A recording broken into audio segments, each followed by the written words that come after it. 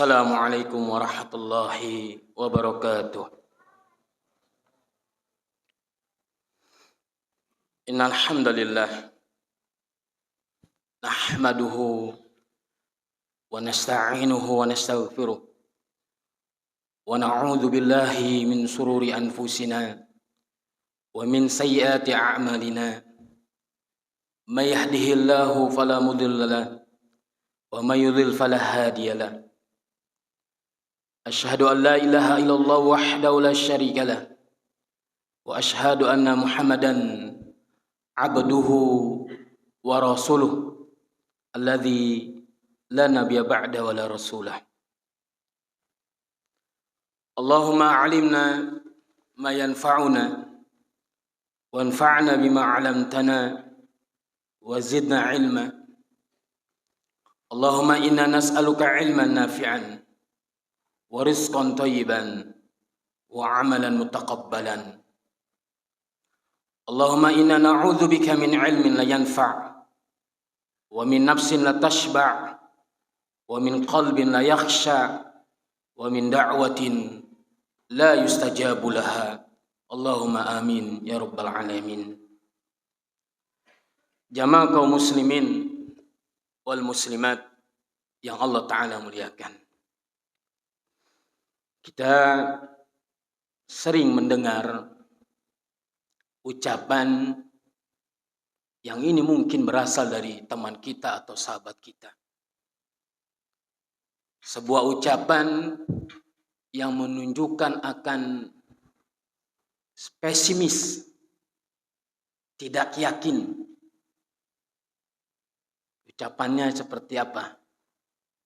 Kita sering mendengar ucapannya, kok saya berdoa terus sampai sekarang kok belum dikabulin. Ya, pernah gak Pak mendengar seperti itu? Sering kan ya? Sampai sekarang doa saya belum kunjung diijabah oleh Allah Azza wa Jalla. Dan mungkin ini juga terjadi pada diri kita. Ya, terjadi pada diri kita. Sedangkan Allah Ta'ala Pak, di dalam Al-Quran kan memerintahkan kita untuk berdoa. Dan bahkan di dalam ayat itu Allah Ta'ala menjanjikan mengabulkan doa bagi orang yang berdoa. Ya. Di dalam firman-Nya surah Al-Baqarah ayat 186. Apa kata Allah? Wa idza sa'alaka anni wa idza sa'alaka ibadi anni, dan apabila hamba-hambaku bertanya kepada engkau tentangku, apa kata Allah? Fa inni qaribun, maka sesungguhnya ini aku dekat. Allah menjawab apa? Fa inni qaribun, maka sesungguhnya aku adalah dekat. Ujibu da'watad da'i. Ya. Aku mengabulkan permohonan orang yang berdoa. Ini pernyataan Allah. Allah mengabulkan permohonan orang yang berdoa.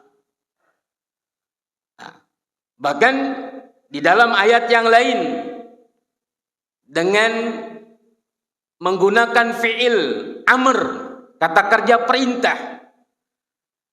Apa kata Allah? Wa qala rabbukum ud'uni.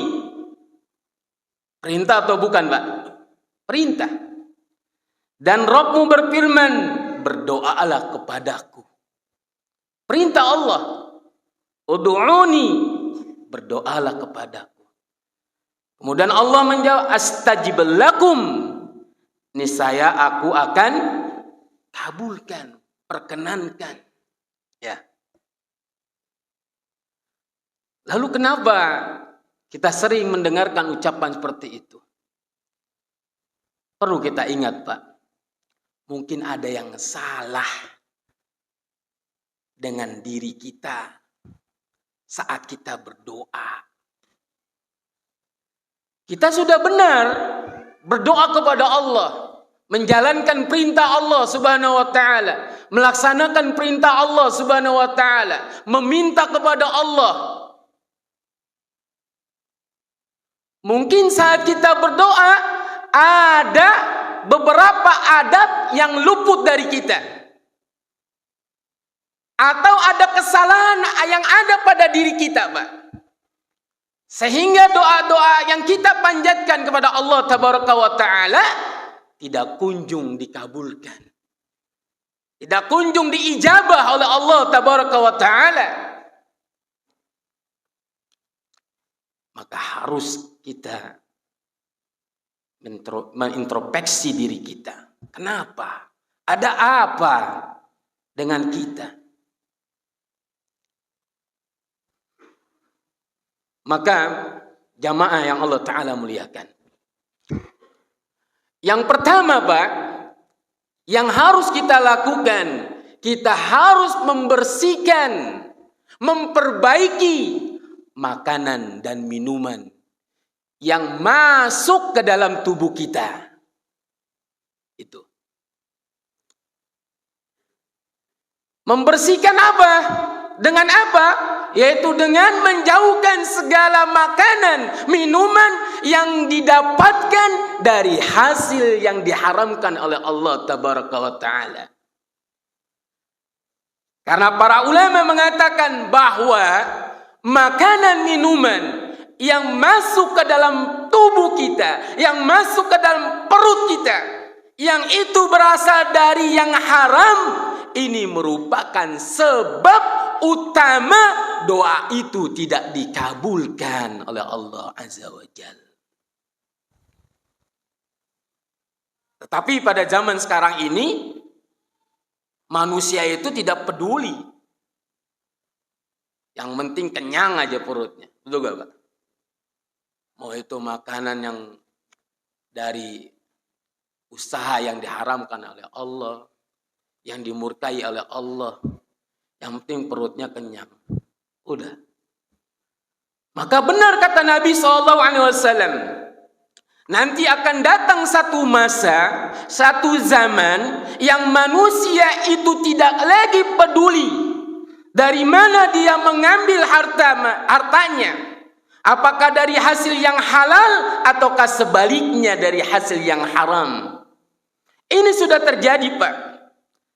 Nabi SAW mengatakan di dalam hadisnya yang sahih yang diriwayatkan oleh Imam Bukhari, kata Nabi, la ya'tiyanna 'alan nasi zamanun. Sungguh akan datang kepada manusia satu zaman, la yubalil mar'u, di mana seseorang tidak lagi dia peduli, masa bodoh, bima akhadhal mala, dari mana dia mengambil hartanya, amin halalin, apakah dari jalan yang halal, au min haramin, ataukah dari jalan yang haram. Padahal, Pak, kalau kita tahu makanan minuman dari hasil yang haram itu dapat menyebabkan doa kita tidak terkabul. Oleh karena itu Nabi SAW pernah mengkisahkan ada seorang laki-laki di mana laki-laki ini sedang atau melakukan perjalanan yang sangat jauh, di mana dalam keadaan rambutnya berantakan, ya. Kemudian wajahnya berdebu. Kemudian laki-laki ini, kata Nabi SAW, mengangkat kedua tangannya ke langit dan berkata, ya Rabbi, ya Rabbi, wahai Tuhanku, Tuhanku. Kemudian kata Nabi, wa mat'amuhu haramun, wa mashrabu haramun, wa malbasu haramun, wa ghudhiya bil harami, fa anna yustajabu laha. Wahai sekalian, kata Nabi SAW, makanannya dari hasil yang haram, minumannya dari hasil yang haram, pakaian yang dia pakai dia dapatkan dari hasil yang haram. Kemudian dia selalu memasukkan makanan minuman ke dalam perutnya dari hasil yang haram. Apa kata Nabi? Fa anna yustajabu laha. Bagaimana mungkin doanya itu terkabul? Karena semua yang masuk ke dalam perutnya berasal dari yang haram semuanya itu. Sedangkan Allah Ta'ala memerintahkan para rasul untuk memakan makanan yang baik-baik. Di dalam surah Al-Mu'minun Allah Ta'ala mengatakan, ya ayyuhar rusul, wahai para rasul, kulu minat thayyibati, makanlah kalian dari hasil yang baik-baik. Wa'malu salihan, dan beramalah dengan amalan yang saleh. Inni bima ta'maluna alim. Sesungguhnya aku mengetahui dengan apa yang kalian lakukan. Ini perintah Allah Subhanahu wa taala kepada para rasul. Demikian juga Allah Ta'ala memerintahkan kepada orang-orang yang beriman untuk makan makanan yang baik dari apa yang Allah Ta'ala telah rizkikan kepada mereka. Di dalam surah Al-Baqarah 172 Allah Ta'ala berfirman, ya ayyuhalladzina amanu kulu min thayyibati ma razaqnakum. Wahai orang-orang beriman, makanlah kalian dari hasil yang baik-baik, apa yang telah kami rizkikan kepada kalian. Karena Allah Subhanahu wa taala, Bapak dan Ibu yang Allah Ta'ala muliakan, Allah Ta'ala itu thayyib, baik, dan tidak menerima kecuali yang baik-baik saja. Innallaha thayyibun la yaqbalu illa thayyiban. Sesungguhnya Allah Ta'ala itu baik dan tidak menerima kecuali yang baik. Oleh karena itu, Bapak dan Ibu yang Allah Ta'ala muliakan, para salafus soleh itu, Pak, sangat takut, Pak, terhadap makanan-makanan yang haram yang masuk ke dalam perutnya, Pak. Ada sebuah kisah atau riwayat dari Abu Bakar As-Siddiq radhiyallahu anhu, di mana kisah ini atau riwayat ini diriwayatkan oleh putrinya Aisyah radhiyallahu anha. Di mana Abu Bakar As-Siddiq, Pak, beliau memiliki budak. Ya. Memiliki seorang budak yang setiap hari itu membayar kewajiban kepada Abu Bakar As-Siddiq berupa harta atau makanan. Kemudian pada satu hari budak ini membawakan makanan kepada Abu Bakar As-Siddiq radhiyallahu anhu. Kemudian Abu Bakar As-Siddiq radhiyallahu anhu memakannya. Lalu budak ini berkata kepada beliau, apakah Anda mengetahui apa yang Anda makan ini? Ya. Budak ini lantas menceritakan, atau Abu Bakar As-Siddiq radhiyallahu anhu bertanya kembali, makanan ini dari mana? Ya. Kemudian budak tersebut menceritakan, dulu katanya, di zaman Zahiliyah, aku pernah melakukan praktek perdukunan. Membuka praktek perdukunan. Kemudian ada beberapa orang datang kepadaku.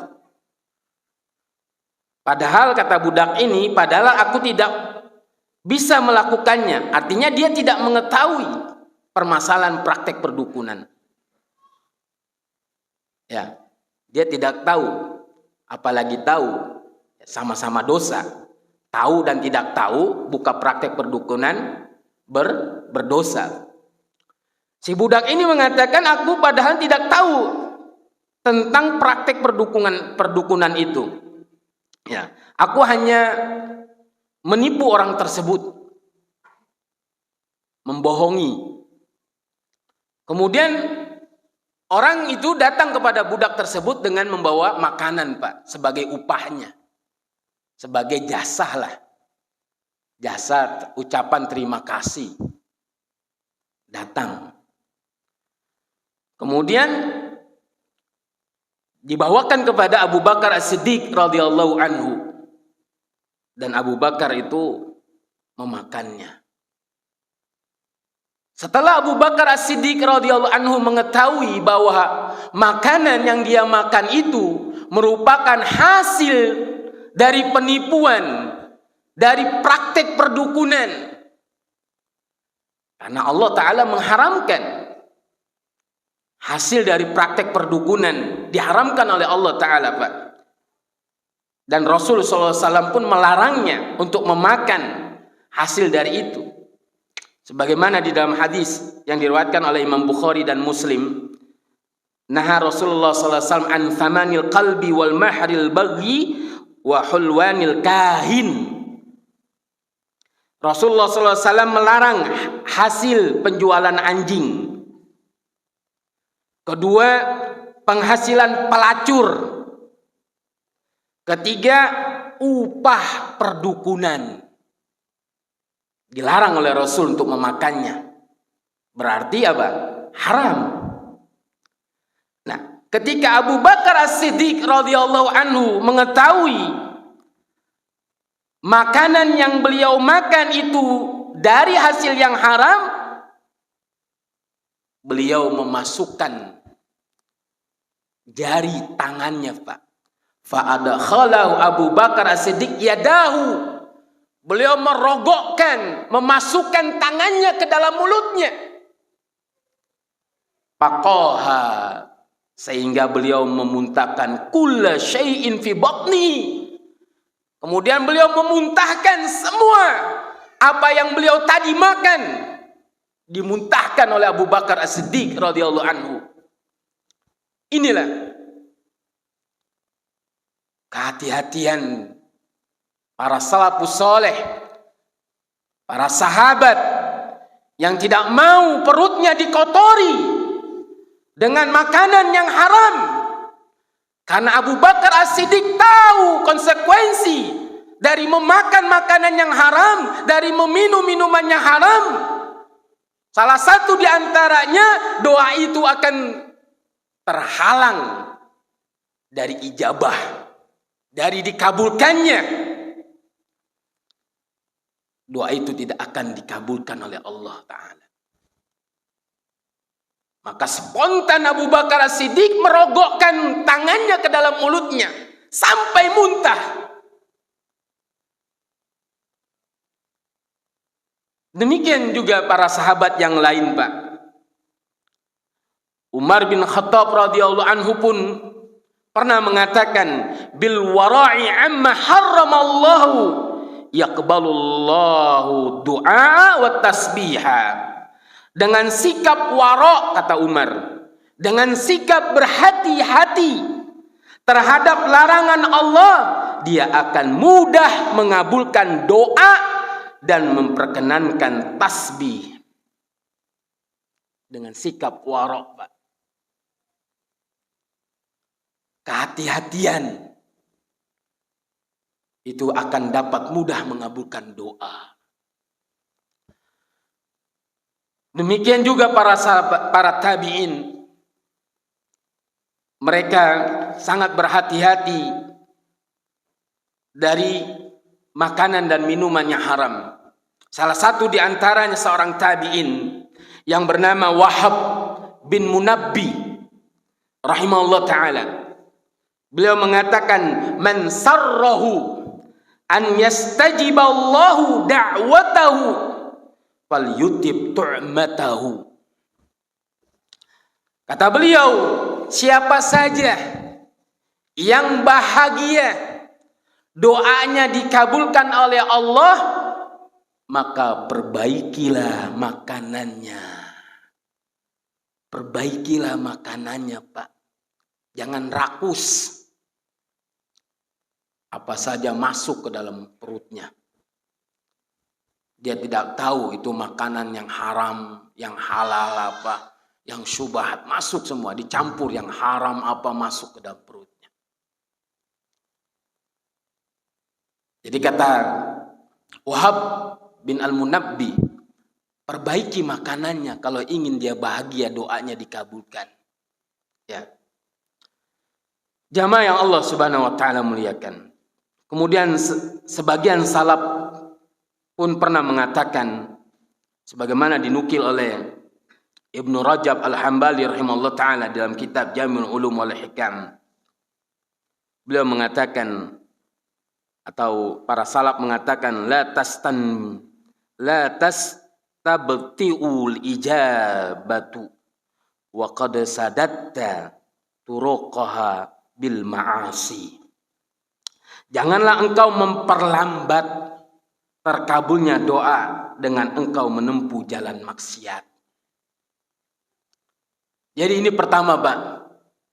Perbaiki makanan kita, Pak.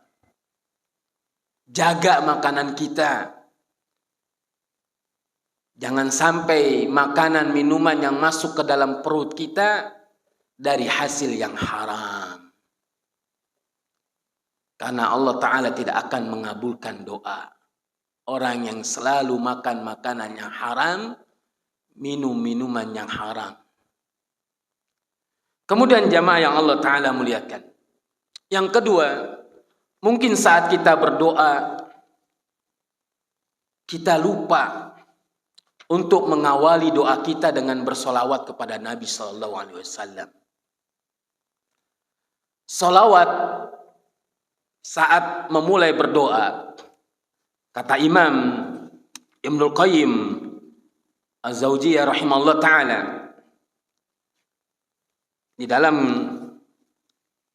kitab beliau yang bernama Jala al-Afham, Ibnu Qayyim Az-Zawjiyah rahimahullah ta'ala mengatakan, wassalatu ala nabi sallallahu alaihi wasallam liddu'ai bimanzilatil fatihati minas salati.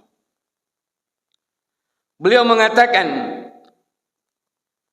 membaca solawat kepada Nabi SAW saat berdoa, kedudukannya seperti membaca Al-Fatihah dalam solat. Artinya apa? Solawat dalam berdoa itu sama seperti Al-Fatihah sebagai pembuka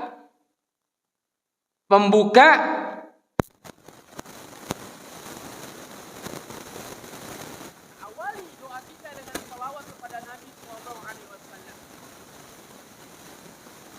Karena Nabi Sallallahu Alaihi Wasallam pernah dalam sebuah hadisnya yang diriwayatkan oleh Imam Dailami dan dihasankan oleh Syekh Al-Albani rahimahullah ta'ala, dari Anas bin Malik radhiyallahu anhu, Nabi sallallahu alaihi wasallam pernah bersabda, kullu du'ain mahjubin hatta yusalliya ala nabi sallallahu alaihi wasallam. Setiap doa itu terhalang, mahjub, terhalang sampai sekiranya dia berselawat kepada Nabi, sampai seorang itu berselawat. Kan awali doa itu, Pak, dengan salawat kepada Nabi kita Muhammad SAW. Dalam hadis yang lain pun Nabi SAW pernah bersabda, dan hadis ini cukup panjang, yaitu diriwayatkan oleh Abdullah bin Ubaid radhiyallahu anhu. Dia berkata, bainana Rasulullah sallallahu alaihi wasallam qa'idan iddakhala rajulun fasalla faqala Allahumma ighfirli warhamni faqala Rasulullah sallallahu alaihi wasallam ajilta ayyuhal musalli, idza shalaita faq'adta fahmadillah bima huwa ahluhu wa shalli alayya thumma ud'uhu qala thumma shalla rajulun akhar ba'da dhalika fahamidallaha wa shalla 'ala an-nabiy sallallahu alaihi wasallam faqala nabiy sallallahu alaihi wasallam ayyuhal musalli ud'u tujab.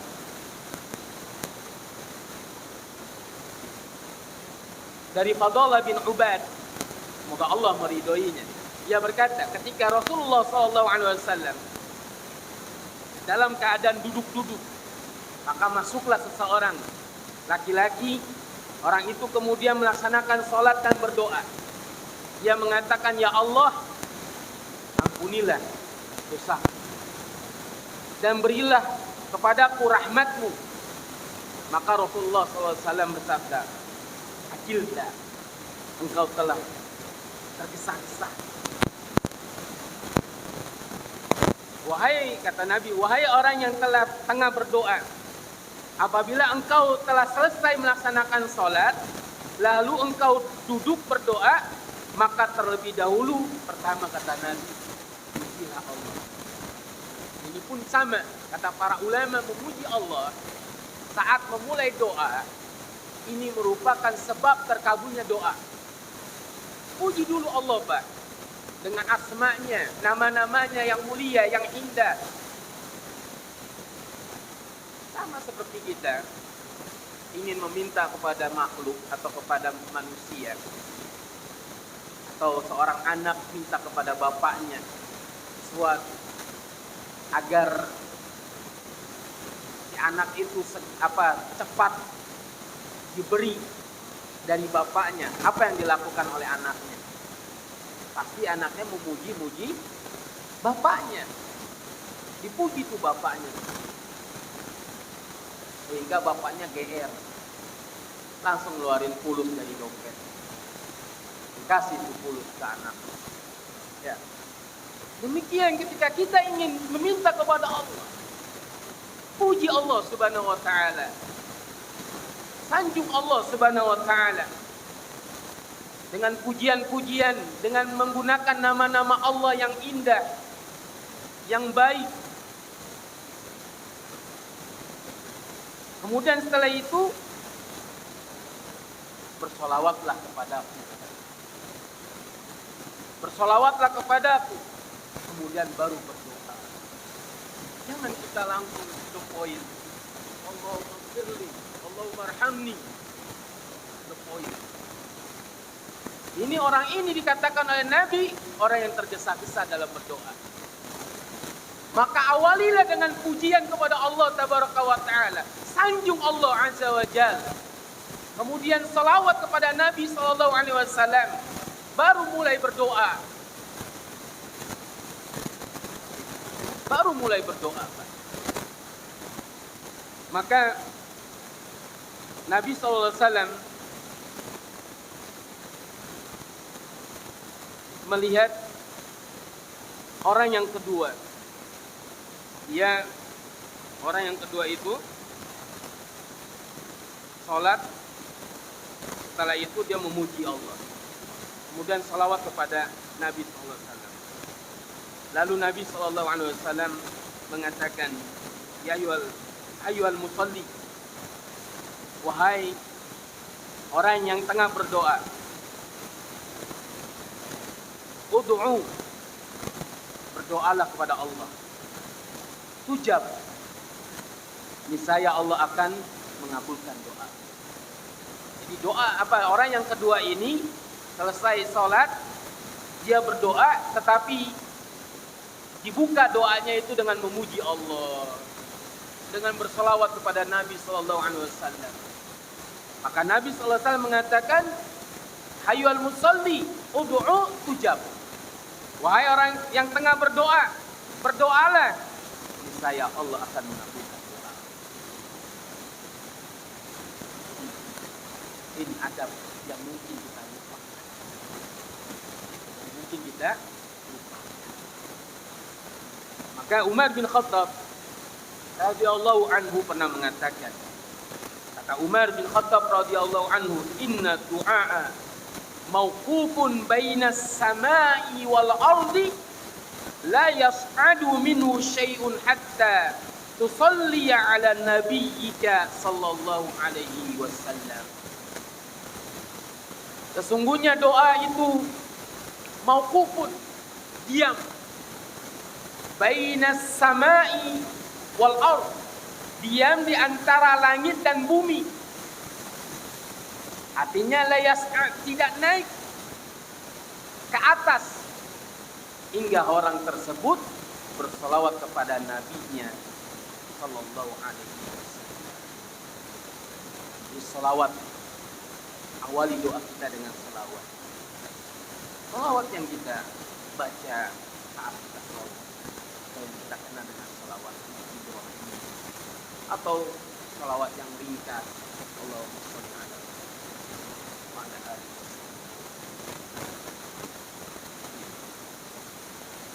Atau yang mau panjang lagi, baca selawat yang kita baca saat tasawuf, atau yang kita kenal dengan selawat Ibrahim. Selawat dikerahkan. Jamaah yang Allah Subhanahu wa taala muliakan. Dalam masalah salawat ini, Ibnu Qayyim Az-Jauziyah rahimahullah taala menjelaskan bahwa ada 3 letak salawat yang dibaca saat berdoa. Artinya tidak mesti di awal. Di dalam kitab beliau yaitu Jalal al-Afham, beliau mengatakan as-salatu ala nabi sallallahu alaihi wasallam inda du'ai wa lahu thalathatu maratib. Ibnu Qayyim rahimahullah taala menyatakan bahwa ada 3 tingkatan dalam berselawat saat berdoa. Yang pertama, ihdaha an yusalliya alaihi qabla du'a wa ba'da hamdillahi ta'ala. Yang pertama adalah salawat sebelum memanjatkan doa setelah memuji Allah. Jadi kita dahulukan pujian-pujian kepada Allah Ta'ala, sanjungan-sanjungan kepada Allah Subhanahu wa Ta'ala, kemudian baru salawat kepada Nabi. Ini yang pertama. Kemudian yang kedua, wal martabatu tsaniyah, kedudukan yang kedua atau tingkatan yang kedua, an yusalliya alaihi fi awwalid du'a wa awsatihi wa akhirih. Berselawat di awal doa, di pertengahan dan di akhir doa. Jadi 3. Di awal kita selawat, pertengahannya juga kita selawat, kemudian di akhir sebagai penutup dari doa kita selawat. Ya, dia tepat. Kemudian yang ketiga, wa thalitsatu an yusalliya alaihi fi awwalihi wa akhirih wa yaj'alu hajatahu mutawassitatan bainahuma. Kemudian yang ketiga adalah berselawat di awal dan di akhir. Di awal sebagai pembuka, atau setelah kita memuji Allah kemudian selawat. Kemudian di tengah-tengahnya itu jadikan sebagai permintaan keinginan kita, hajat kita. Kita utarakan hajat kita itu di tengah-tengahnya. Ya, jadi di awal salawat, di tengah-tengah baru kita utarakan permintaan kita, permohonan kita kepada Allah, hajat kita. Kemudian di akhir membaca salawat lagi. 3 ini Pak, tingkatan bersalawat kepada Nabi Sallallahu Alaihi Wasallam. Kemudian jamaah kaum muslimin wal muslimat, bapak dan ibu yang Allah Ta'ala muliakan, ada sebuah pernyataan juga dari seorang sahabat, di mana dia pernah mendengar seorang tabi'in di mana dia pernah mendengar Abu Sulaiman Ad-Darimi berkata,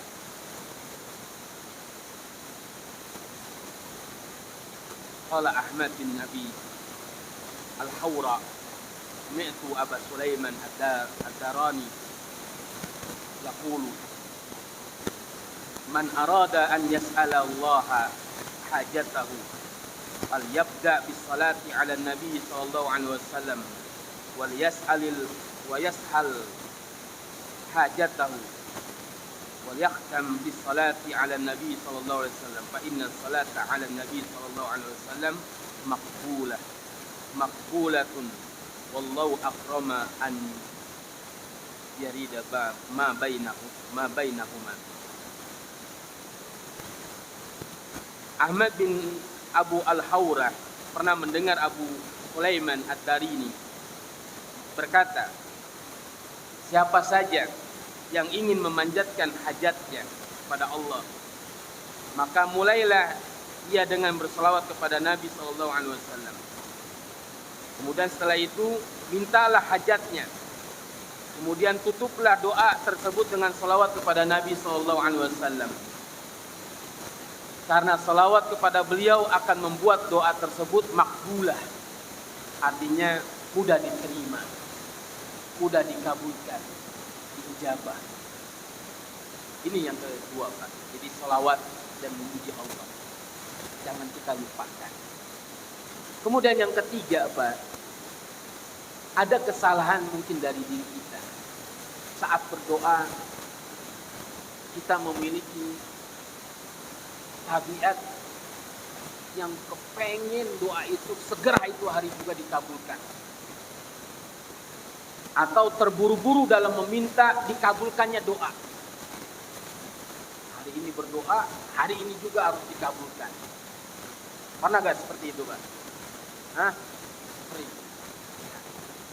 Nah, ini juga salah satu kesalahan dalam berdoa, yaitu terburu-buru dalam meminta dikabulkannya doa. Permintaan yang tergesa-gesa. Ini ada sesuatu yang dilarang oleh Nabi SAW, Pak. Dan bahkan ini dapat menghalangi doa itu terkabul, diijabah oleh Allah Azza wa Jalla. Karena Nabi SAW dalam hadis yang diriwayatkan oleh Imam Bukhari dan Muslim dari Abu Hurairah radhiyallahu anhu, Nabi SAW berkata atau bersabda, yustajabu li ahadikum ma lam ya'jal. Ya, harus digarisbawahi. Ma lam ya'jal. Akan dikabulkan doa salah seorang di antara kalian ma lam ya'jal, selama ia tidak terburu-buru. Yaqulu qad da'awtu rabbi falam yastajib li. Ia mengatakan, aku sudah berdoa kepada Rabbku, namun dia tidak mengabulkannya. Nah, ini ucapan yang sering. Aku sudah berdoa kepada Allah berkali-kali, berulang-ulang, namun dia tidak mengabulkannya. Dan ini, Pak, sesuatu yang dilarang oleh Allah, dan bahkan menjadikan sebab doa itu tidak terkabul. Jamaah yang Allah Subhanahu wa taala muliakan, pada hakikatnya doa itu terkabul tidak mesti sesuai dengan keinginan yang kita minta, Pak. Tidak. Karena Nabi SAW menyatakan bahwa doanya seorang muslim itu dikabulkan oleh Allah Subhanahu wa taala dengan 3 bentuk.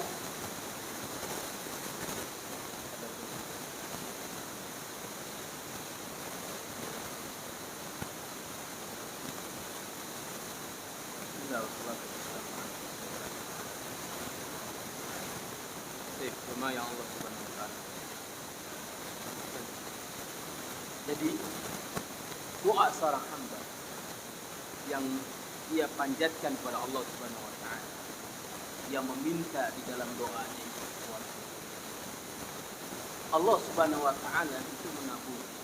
tidak mesti sesuai dengan keinginan si hamba itu atau hajat si hamba itu. Ada 3 bentuk cara Allah mengabulkan doa seorang hamba. Di dalam sebuah hadis yang diriwayatkan oleh Imam Ahmad dari Abu Sa'id, dan hadis ini adalah hasan menurut beberapa ulama hadis. Nabi SAW sabda, "Ma min muslimin yad'u bi da'watin laysa fiha ithmun wala qati'atu rahimin illa a'ta'allahu biha ihda thalath. Imma an tu'ajjala lahu da'watuhu wa imma an yaddakhiraha lahu fil akhirati wa imma an yasrifa anhu minas su'i mithlaha." Qalu idzan nuqtiru, qala Allahu akbar. Kata Nabi SAW, tidaklah seorang muslim memanjatkan doa kepada Allah Subhanahu wa taala selama tidak mengandung dosa. Jadi selama doa itu tidak mengandung dosa. Dan memutuskan silaturahmi antara kerabat. Melainkan Allah akan memberikan padanya 3 hal. Artinya Allah Ta'ala akan memberikan doanya itu dengan salah satu dari 3 itu, Pak. Ya. Yang pertama, Allah akan menyegerakan mengabulkan doanya. Jadi Allah Ta'ala akan mengabulkan permintaan dia sesuai dengan keinginan yang dia minta kepada Allah Tabaraka wa Ta'ala, sesuai dengan hajat yang dia mohon kepada Allah Tabaraka wa Ta'ala. Jadi akan disegerakan Allah Ta'ala akan segerakan mengabulkan doanya itu. Itu yang pertama. Kemudian yang kedua, Allah akan menyimpannya baginya di akhirat kelak. Jadi doa-doa yang mungkin kita panjatkan itu sampai sekarang tak kunjung dikabulkan, maka kita harus husnudzon kepada Allah, berbaik sangka kepada Allah. Bisa jadi doa-doa yang kita panjatkan itu apa? Nanti akan kita raih, kita dapatkan nanti di akhirat itu, Pak. Akan menjadi manfaat bagi diri kita. Akan berbentuk ganjaran, pahala. Karena doa adalah ibadah. Ketika seorang berdoa kepada Allah, maka orang ini telah melaksanakan perintah Allah. Dan melaksanakan perintah Allah ada sesuatu yang ma'jur, yang berpahala. Maka harus husnudzon kepada Allah. Ketiga, Allah Ta'ala akan menghindarkan darinya kejelekan yang semisalnya. Maka kita pun harus husnudzon. Bisa jadi ketika kita berada di tengah jalan, sesuatu jatuh dari atas misalnya, dan tidak mengenai diri kita, kita langsung spontan menghindarnya. Bisa jadi itu salah satu kabulnya doa kita, Pak. Ijabahnya doa kita. Yang Allah Subhanahu wa Ta'ala hindarkan diri kita dari kejelekan, keburukan, atau mara bahaya. Kita selamat misalnya dari kecelakaan, selamat dari keburukan, kejelekan. Kita harus bilang alhamdulillah, doa anak dikabulkan oleh Allah dan diselamatkan kita dari kejelekan, menghindari dari kejelekan. Maka ini yang harus kita perhatikan. Jadi doa Allah Ta'ala kabulkan itu dengan 3 cara. Yang pertama, Allah Ta'ala kabulkan segera sesuai dengan keinginan dan hajat kita. Yang kedua adalah Allah Ta'ala akan simpan, akan Allah Ta'ala kumpulkan dan Allah Ta'ala simpan, dan nanti akan Allah Ta'ala berikan kepada dia di akhirat kelak. Dan yang ketiga adalah Allah Ta'ala akan menghindarkan darinya kejelekan atau yang semisalnya. Maka para sahabat mengatakan kepada Rasulullah SAW, kalau begitu kami akan memperbaiki doa. Jadi nggak rugi Bapak memperbanyak doa, tidak dikabulkan hari ini atau besok, tidak rugi. Terus banyak doa kepada Allah. Karena seorang muslim memperbanyak doa itu akan memberikan apa? Akan memberikan kebaikan bagi diri dia. Dia akan mendapatkan keuntungan yang sangat banyak. Seperti halnya para sahabat ketika dijelaskan oleh Nabi SAW. Di dalam hadis yang mulia ini para sahabat langsung mengatakan, kalau begitu kami akan memperbanyak doa. Lalu Nabi SAW mengatakan, Allah nanti yang memperbanyak mengabulkan doa-doa kami. Itu Pak.